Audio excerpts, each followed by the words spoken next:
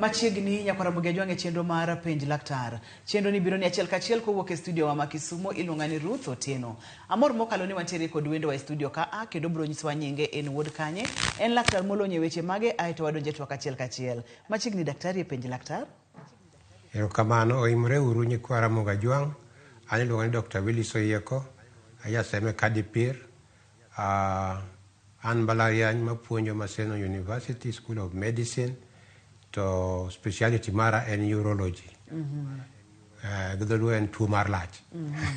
Be mana dwa penj ni urology mano en laktar matimo ang'o kata en laktar molony e weche mage gi dholuo maber tipimonwa ni en yor mar lach. Ka ondiher mondo mago mbaka kotende kod yor lach mar joma mine koso mar joma chuo. Tuo mar lach nyalo mako ng'ama miyo kata ng'ama chuo, ng'ama dichuo. Lakini kawuono wabiro loso moloyo kuom joma chuo. Ma fuon mane kata kidieny mane mar tuoche mag lach madiher mondo mi wawuoye.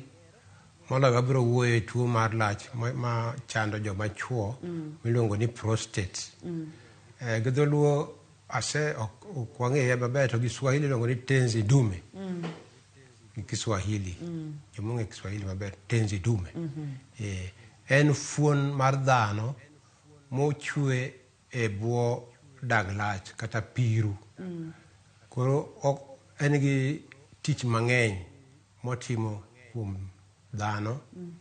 Kech ogeng'o lach mondo kik wuogi. En yo ma modhno mar dichuo moting'o tong' mar dichuo kadho godo kawuok sama ji oriwore.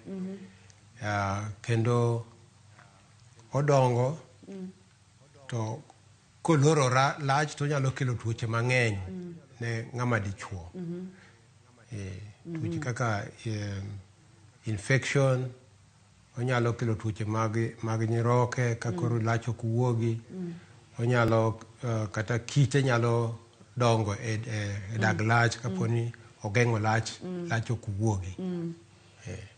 Mana kaka iwinjo no nyakwara Mugejwang' wang'iyo kidieny kata fuoni mar joma chuo miluongo kacha ni prostate. Daktari opimonwa kacha tije to kata kamano wantiere kod picha moro maber ka daktari biro nyisowa kaka system ni tiyo maber mokalo mwachop nyaka ka prostate kama waneno kanyo no. Kato kaka wadonje twakwa ni kapo nono ni nitiere kod chandruoge mage ma prostate ni nyalo bedo godo. Tere kaka ng'ato nyalo fwenyo. Daktari ma en picha madiher mondo mipuonjwa godo koso.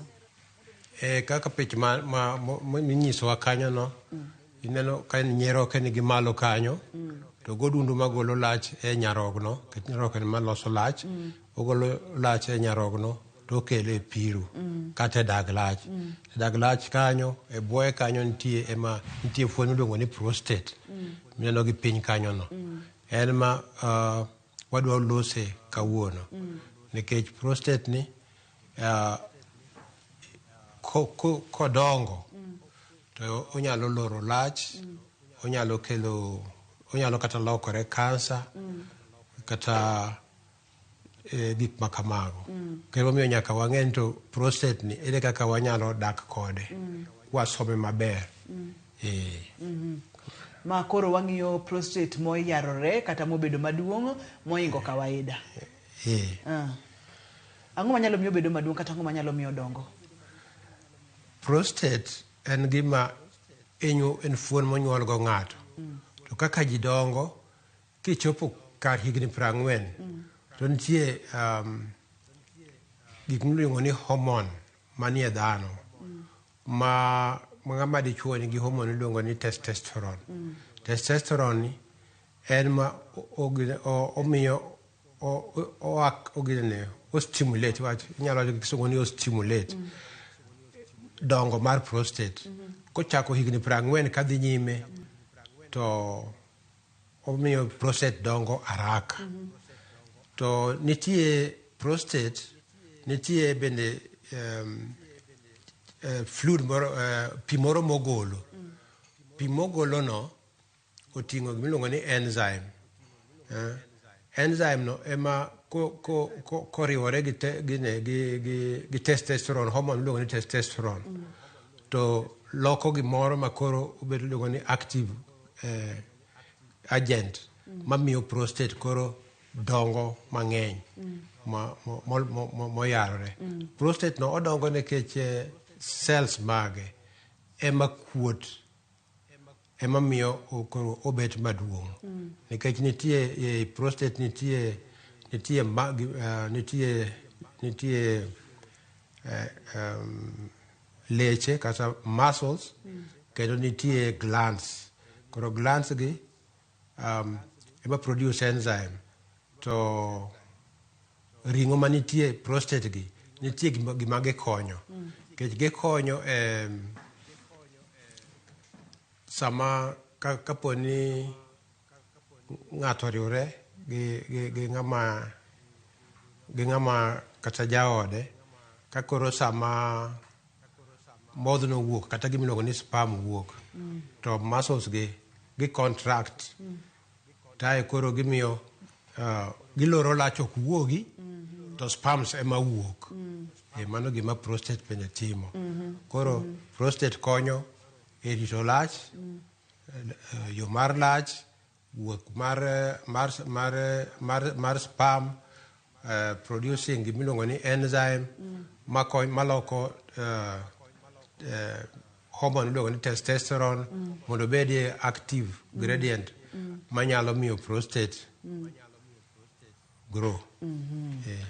Thothne seche mawacho ni gimoro grow kata ska wachoga ni gimoro dongo, wathoroga bedo kod paro mopogore opogore ma akoro awinjo kiluongo no wakacho ni benign. Seche mawacho ni benign tiende nang'o ka nikech seche mawacho ni gimoro dongo oganda thoroga bedo gi luoro kata gi paro mopogore opogore. Inyalo leronwa mana matin no weche mag benign?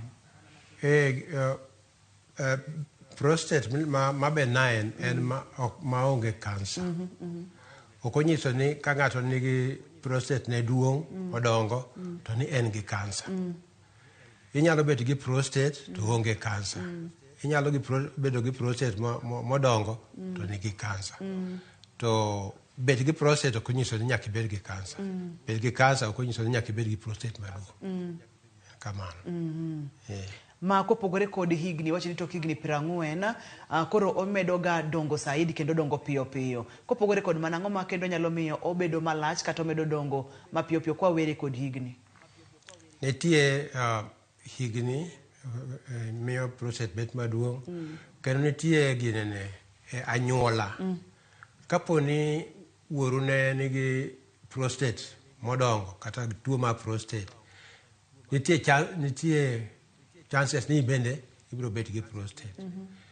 Ka anyuolau nigi tuo ma kamano, dwarore ni ibed motang' nikech onyalo luwo anyuola. Mano achiel. Mar adek, prostate nyalo bet maduong' nikech lifestyle. Idwaro ni ibed ng'ama rikni, ng'ama timo exercises. Mano nyalo konyo prostate mondo kik obed maduong'. Nyalo luwore kata gi chiemo. Ichiemo nang'o? Ichiemo mage michamo. Manyalo miyo kata ok ibed gi prostate kata prostate dong piyo piyo. Kaka ichamo olembe, alothi mag nyaluogi, ber godo. Kendo itiyo gi modhi kaka mar olive oil, modhi mag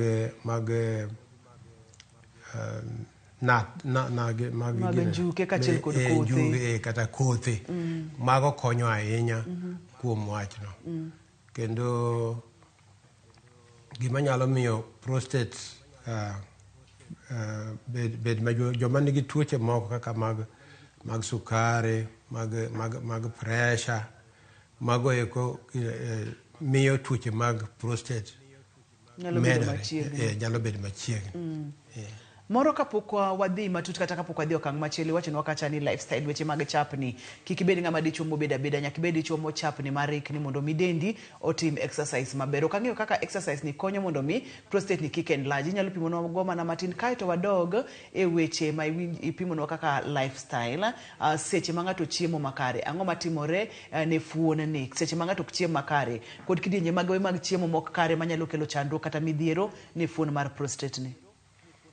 Ing'e ni ka ok ichiem makare, maybe ka ok ichiem makare, ichamo chiemo ma koro dendi dongo, dendi oyienyo.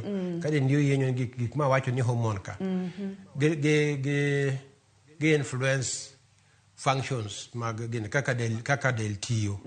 Nyiso ni kaka del tiyo ok ti maber to nyalo miyo prostate bed maduong'. Momiyo nyaka bed ni ing'iyo kaka chiemo michamo nitie. Kaka chiemo ma ok ber gimagi en chiemo mafuta. Chiemo mag kaka chiemo products mag gine. Ng'eni samoro jaluo ng'amoro moro alenya gi gik makamago.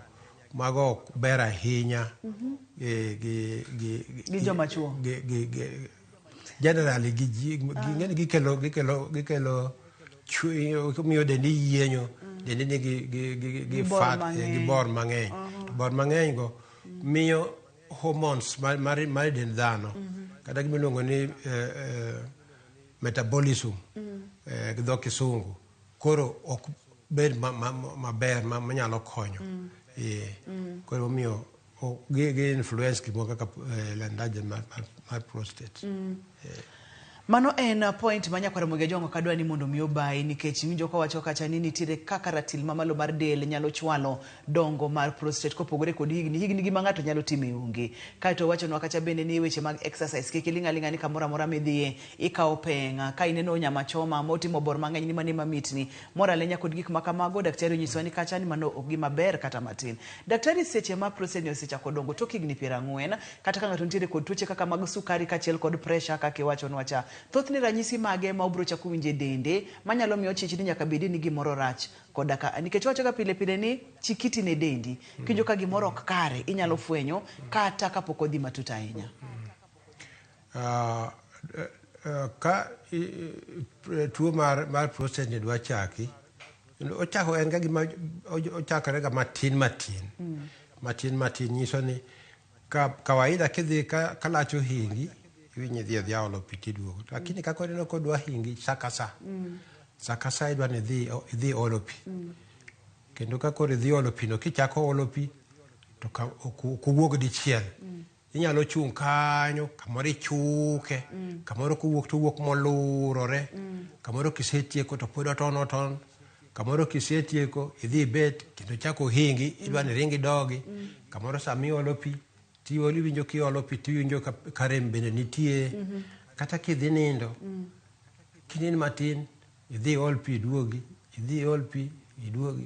jaot penye ni to suk gine suk ang'o marach ting'eni kaka ng'ama dichuo to onge gimarach onge.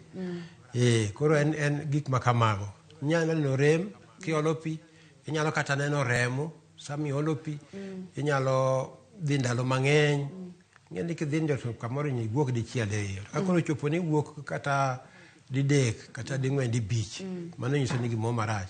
Kapo ni kata ine safar to ng'eni ji ochopo kama koro dhi uru ol pi eno ka jomoko kodhi pa eno se tieko in ing'eni pod idong' kanyo pod ichung' marino pod wuok pod isaye mano nyiso ni gino ok nitie gima rach e wach mar lach.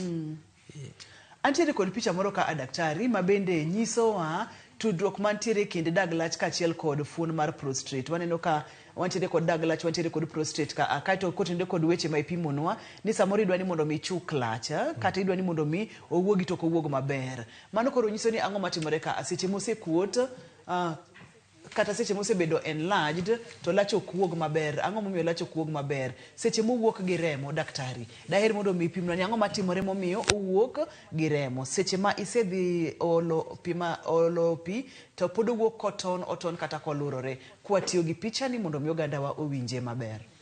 Nikech ka inyalo chunga ma e dag lach ma e piru to mae kama lach wuok godo luongo ni bladder neck to koro mae prostate ma en ga koni gi koni koro neno kako odika koro kako bet maduong' e kako medo diyoka kako bet maduong' e kako medo diyoka koro kosemedo diyoka koro mondo lach wuogi koro dag lach nyaka muscles ne koro nyaka ti matek mondo odiye mondo wuoge mondo okadh pressure man kani kako tiyo matek no koro dag lach bende koro ing'eni bed affected koro obet ma kendo obedo thick koro wall neni kendo bende koro medre to kako medre no bende koro o interfere gi kaka lach contract emomiyo sometimes koro ka odinore ma bende koro ok nyal contract kako onego bedi koro lach dong' ka koro imiwinjo ni lach ok wuogi samatin nikech kidhi olo pi to ok wuogi. Iwinjo wechego maber nyakwara Mogi Ajwang'. Dag lach kachiel kod prostate tiyo kanyakla ma kapo nono ni prostate ok wuot, lach ok dhi wuok kaka dwarore. Bochuno ni dag lach mondo mi oti matek, mondo mi odi owuogi. To seche motiyo matek cha muscles ka bende build koro omedo bedo kod rochruok mopogore opogore. Wakaw yueyo ka waduogo to wabong'eyo ranyisi moko ma bende kineno to inyalo chich ni nyaka bedie ni prostate osechako dongo kopogore kod lach maton, remo no bende adwani mondo mi wawuoye mana matin kachiel kod ranyisi mamoko miyo kik isud kata matin.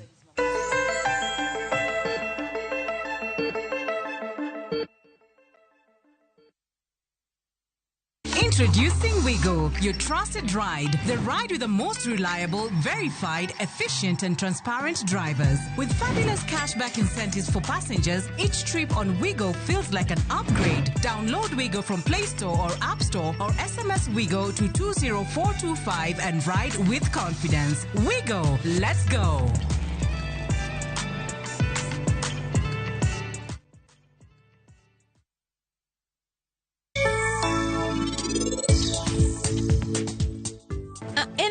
Kibi? Kiwa chadiera ngi tich malongo ahinya monego tim. Koro chuna ni mona dhi tich. Maiye wasanju. Osibna kore kantieka. Tana dwaro ni mondi nene. Polisi omako jokwego te, to seche matin mokalo kae, ne waneno ka gima polisi ok nyal timo tijini. To Vicky, to mai picha. Niti, inwerigo. Sani koro kadwa nene. Chieng' man wantie bengi an aluor ahinya. To ka media wachni ne chando chunya matek. To seche mane jokwego nogoyi, ok anyal wacho ni kaka an naluor. Wachni ne chando chunya ahinya.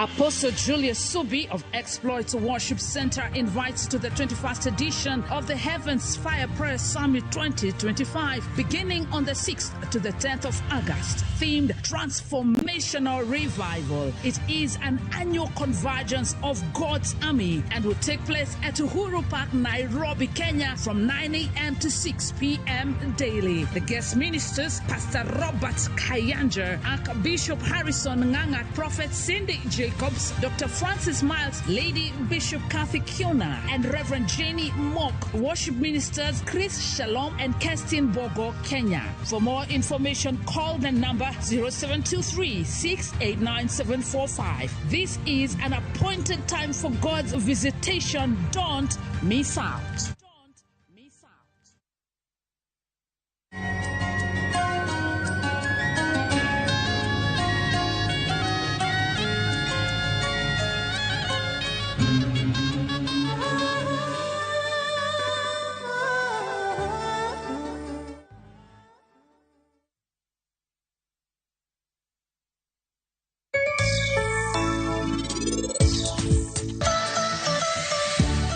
Nitasusia, nitanyoosha tabia, niapate mawowowo.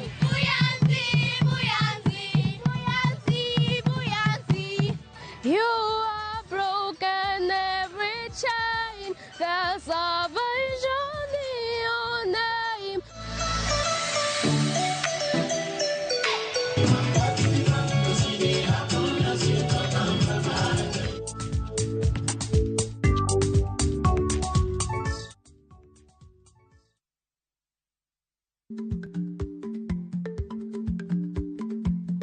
Jarik ni jamuod nyoyo gi goyo.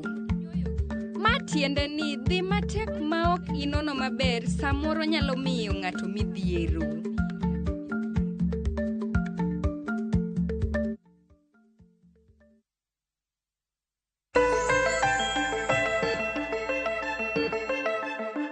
machiegni kendo e penj laktar kokalo Ramogi TV ka wawacho ni ngima en mwandu. Wantiere kod Dr. Oyieko e studio, en urologist, en laktar molony mokalo e weche mag system kaka lach tiyo, kendo kawuono wang'iyo kacha mar prostate kata mar joma chuo. Daktari, kane pok wadhi e yweyo ni pimonwa ranyisi ma ka ng'ato neno to nyalo chichni nyaka bed ni osechako bedo kod chandruok. Ipimonwa lach maton, lach mar lurore, lach ma ng'ato dhiye didek ding'wen otieno, kati pimonwa gimomiyo mano timore. Point ma daher mondo mi pimno ni seche ma koro wuok gi remo cha, ang'o mosetimore? Debede ni hinyruok moro osebede kamoro, debede ni adhola moro bedo kamoro koso remo ni akanye. Erokamano. Nitie yore mang'eny mamiyo remo inyalo ne remo e lach. Achiel kuomgi nyalo bet ni nitie infection. Koro infection no nyalo miyo remo wuogi. Mano mokwongo. Mar ariyo, kapo ni lach ok wuog ga, lach kunore e dag lach, nyalo miyo koro kite chakore form e dag lach ka. Stones. Koro luongo ni bladder stones. Bladder stones nyalo kelo lach nikech gisiko ogwaro kor dag lach. Kor piru. Kor piru. Kendo sama iolo pino, oringa to dhi origore kanyero. Koro dag lach gine contract mondo lach wuogi, lach ok wuogi. Koro miyo lit kabisa. Iwinjo malit, iluongo ni strangury gi English. Mano nyalo miyo remo wuok. Remo bende nyalo wuok malo ka e nyiroke malo kucho. To biro piny. Kinte tute mag nyiroke manyalo kidney stones nyalo bet kata infection omiyo remo bende nyalo wuok. Kendo remo bende nyalo wuok kaka sign mar cancer mar prostate.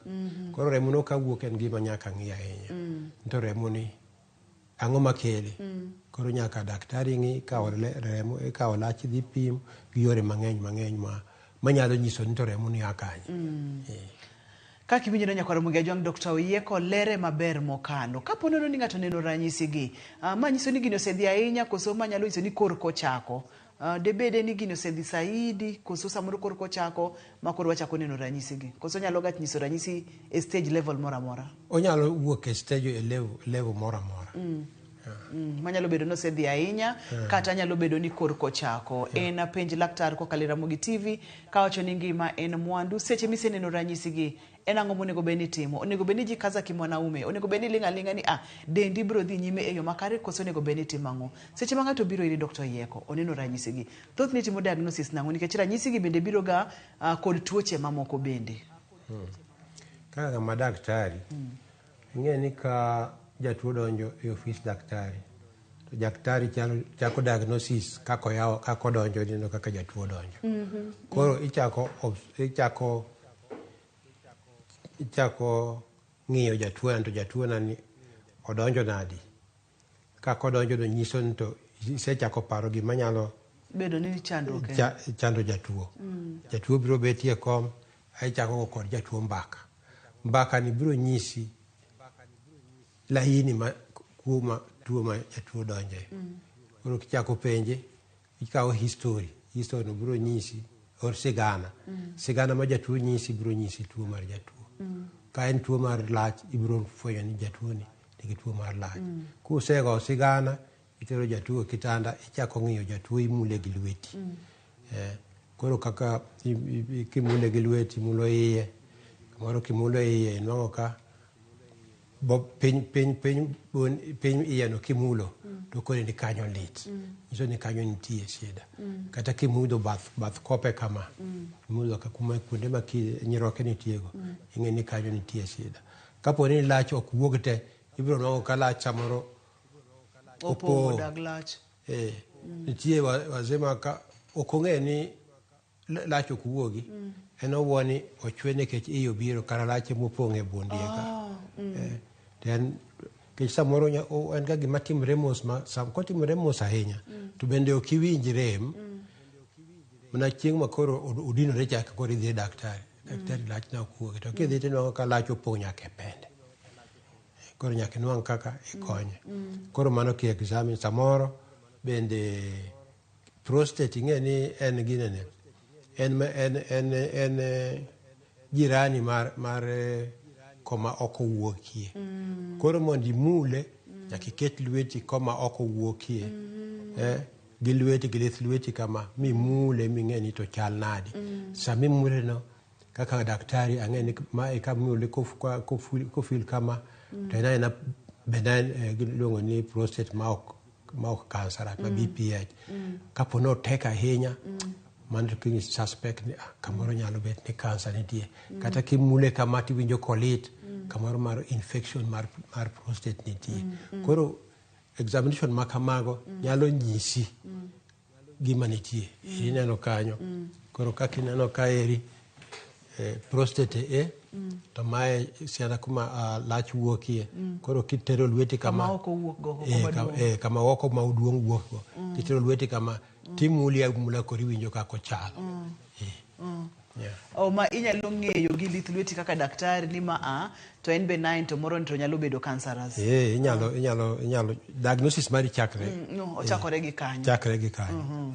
Kopogore kod mano, thoth diagnosis dhi nyime kokalo kanyo koso kisegi ka atokoro inyalo wacho ni ma en pod diagnosis dhi nyime. Wadhi nyime gi diagnosis. Ka koro kisetimo kamano, korioro jatuo ni dhi tim gimiluongo ni ultrasound, gimiluongo ni scanning. Koro ultrasound ni bro nyiso nto lach manie sami timo ultrasound ko ni modh pi kabisa. Mikor lach pong dag lach. Ai pimo koro kopime bro nwango ni volume capacity mar bladder no chal nadi. Lach adi manie iye. Kendo prostate bende ing'eyo. Size mar prostate ing'eyo ni to chal nadi. Nitie growth, nitie gimoro bende modongo kanyo kaka cancer moro dongo kanyo koso onge. Nitie kata kidi moro bende manie stone. Kidi moro bende manie iye kanyo kata onge. Mago te gin nonro mitimo. Nonro mar ariyo en pimo lach.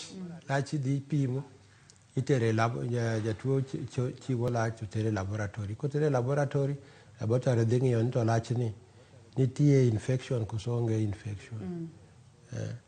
Lach mochiw ni en bacteria, ka nitie bacteria to en bacteria aina mane iteri timo culture mondo wang'e ni bacteria mantie kanyo to yien mage manyalo kumiyi to nyalo nego bacteria no. Mago pim ma bende timo. Pim machielo minyalo tim kuom prostate en kawo biopsy mar prostate ka iparo ni prostate ni ka kimule cha kamoro nyalo bet ni nitie cancer. Kata remo bende ikawo idhi pim. Remo kokaw tidhi pimo ipimo gima iluongo ni PSA. Mana enzyme mana koro ni prostate produce. Prostate en gima gala kabisa.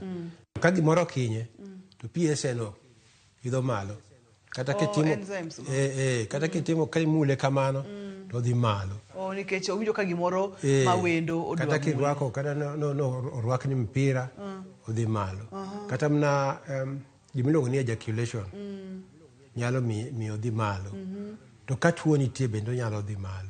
Size mar prostate bende nyalo mi odhi malo PSA no. Kiskuma lach bende nyalo mi PSA dhi malo.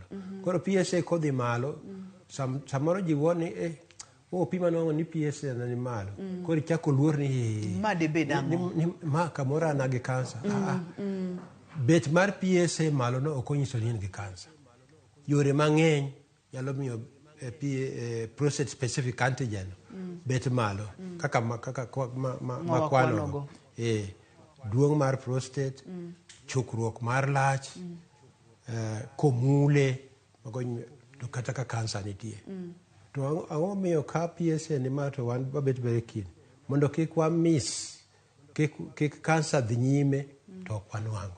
Koro nyaka wanwang' ni to en ang'o miyo PSA ni odhi malo. Emomiyo koro nyaka watim kama wanyalo ori kumiluongo ni MRI. MRI en X-ray marang'iny ne ni malo manyalo nyiso ka nitie kuonde moko ma cells mag cancer go nyalo bete. Bang'e to koro watimo needle